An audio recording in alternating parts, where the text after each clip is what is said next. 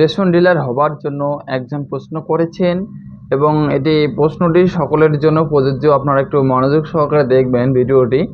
সেখানে প্রশ্ন করেছেন এবং তিনি বলেও দিয়েছেন। এই প্রশ্নগুলোর সঠিকভাবে উত্তর দেবেন আশা করছি। অনলাইনে আবেদন করার সময় কেবল জমির খতিয়ান আপলোড করতে হবে নাকি বাস্তু কমার্শিয়াল দোকানে এরকম কিছু আপলোড করতে হবে, এটি বলে দিয়েছেন। এবং নোটিশে বলা রয়েছে যে পার্ট নাম্বার 4-এ বলা রয়েছে জমির ক্যারেক্টার সম্বন্ধে বলা রয়েছে। The document showing characters of land as দোকান commercial বাস্তু if record right is not product। তো এখানে আপনি দেখতে পাচ্ছেন যে চারটা পয়েন্ট রয়েছে। 4টে পয়েন্টের মানে কি অনেকে বুঝতে পারছেন না। দোকান, কমার্শিয়াল, বাস্তু, ঠিক আছে। এখানে যে পয়েন্টগুলো বলা রয়েছে পয়েন্টগুলোর হিসাবে আমি বলছি যে দোকান মানে হচ্ছে আপনি যদি আগে থেকে সেখানে দোকান করে থাকেন, ঠিক আছে। আপনার বাজারের সাইডে রাস্তার সাইডে দোকান রয়েছে, সে দোকানে যদি আপনার জমির কাগজ থাকে সেখানে কিন্তু বলা রয়েছে দোকান উল্লেখ করা রয়েছে। সেরকম যদি আপনার কাগজ থাকে তাহলে আপনি সেটা আপলোড করতে পারেন। এবং কমার্শিয়াল মানে যদি আপনি আবাদই করে থাকেন, অর্থাৎ আপনি আবাদ কৃষি করছেন, সেখানে চাষাবাদ করছেন, তাহলে সেটা কিন্তু কমার্শিয়াল, ঠিক আছে। সেটা আপনার কমার্শিয়াল হয়ে যাচ্ছে। তারপরে এখন বলা রয়েছে যে বাস্তু। বাস্তু মানে হচ্ছে আপনার বাড়ি। ধরুন অনেকের আছে কিন্তু বাড়ির সঙ্গে কিন্তু গোডাউন রয়েছে বা বাড়ির সঙ্গে দোকান রয়েছে। সেটা যদি আপনি বাস্তু করে থাকেন তাহলে বাস্তু, এবং যদি দোকান করে থাকেন তাহলে দোকান। আপনার জমির কাগজে কিন্তু সেগুলো লেখা রয়েছে। সেই হিসাবে কিন্তু আপনার বাস্তু ভিটা হয়ে থাকলে আপনি বাস্তু ভিটা সেখানে উল্লেখ করে আপনি সেটা আবেদন করে দেবেন। বাস্তু ভিটা টিক চিহ্ন করে বা বাস্তু চিহ্ন টিক চিহ্ন করে আপনি সেখানে আপলোড করে দেবেন। যদি আপনার আবাদি জমি থেকে থাকে বা চাষ আবাদ করে থাকেন সেই জমিতে যদি আপনি রেশন ডিলারের গোডাউন তৈরি করেন তাহলে আপনি সেটাতে টিক চিহ্ন করে আপনি সেটা আপলোড করে দেবেন। এবার যদি আপনার দোকান থেকে থাকে তাহলে দোকান আপনি টিক চিহ্ন করে সেই জমিতে সেখানে আপলোড করে দেবেন।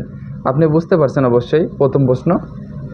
বা দ্বিতীয় প্রশ্ন বলা রয়েছে যে up to date property tax receipt বলতে কোন ট্যাক্স রিসিপ্টের কথা বলা রয়েছে, এটা কোথায় পাবো? এটা একটি ভালো প্রশ্ন। এখানে দু ধরনের ট্যাক্সের কথা বলা রয়েছে। প্রথম ট্যাক্স হচ্ছে আপনি যে জমির কাগজটি আপলোড করবেন, সেই জমির কাগজ আপলোড করার সময় কিন্তু আপনার জমির যে ট্যাক্স কাটেন কিনা সেটা কিন্তু আপনাকে একবার দেখতে হবে যে আপনি কতদিন থেকে ট্যাক্স কাটছেন না। সেই জমিতে আপনি রেশন ডিলার বা সরকারিভাবে একটা কাজ নিতে চাচ্ছেন, সেইখানে কোনো আপনি সরকার ট্যাক্স দিচ্ছে না, তাহলে আপনাকে কি করে সরকার আপনাকে সেখানে কাজ দিবে? এটা একটা ভাবার বিষয়। তো সেহেতু আপনি অবশ্যই আপনার জমির যে ট্যাক্স, সেই জমির ট্যাক্স কাটতে হবে। জমির ট্যাক্স কোথা থেকে কাটবেন?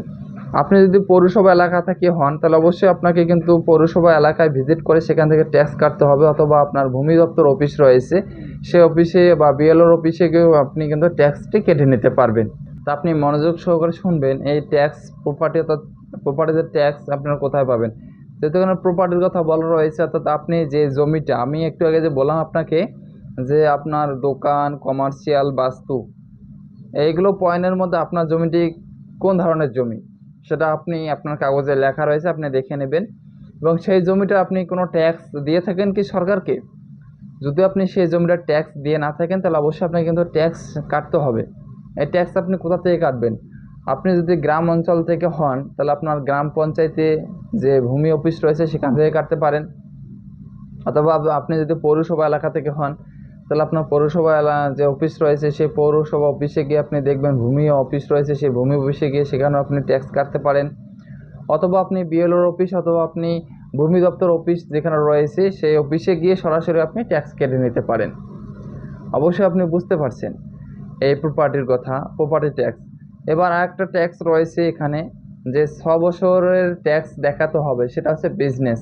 যদি আপনি আগে থেকে বিজনেস করে থাকেন তাহলে আপনার সেই বিজনেসের ট্যাক্স ফাইল একটা তৈরি করতে হবে, সেই ট্যাক্স ফাইল তৈরি করে সেটা আপলোড করতে হবে। আপনারা ট্যাক্স ফাইল, বিজনেসের ট্যাক্স ফাইল তৈরি করতে গেলে অনেক ঝামেলা রয়েছে, তাই আপনি এই সমস্ত না করে আমি আপনাদেরকে একটি সাজেশন দিচ্ছি। সেই সাজেশনটি হচ্ছে অ্যানেক্সার 1 ফর্ম। সেই অ্যানেক্সার 1 ফর্ম আপনারা কোথায় পাবেন? অ্যানেক্সার 1 ফর্মটি আমার ভিডিওর ডেসক্রিপশন বক্সে দিয়ে রেখেছি, এবং এই অ্যানেক্সার 1 ফর্মের উপর কী করতে হবে কী করতে হবে না সমস্ত রকমের বিস্তারিত আলোচনা করে দিয়েছি। সেই ভিডিওটি আমি আমার আই বাটনে দিয়ে রাখবো, আপনারা আই বাটনে ক্লিক করে অথবা আমার ভিডিও ডেসক্রিপশন বক্সে ক্লিক করে আপনারা দেখে নেবেন যে অ্যানেক্সার 1 ফর্মটির সঙ্গে কী কী করতে হবে, কোথায় গিয়ে কী করতে হবে সমস্ত বিস্তারিত আলোচনা করে দেওয়া আছে।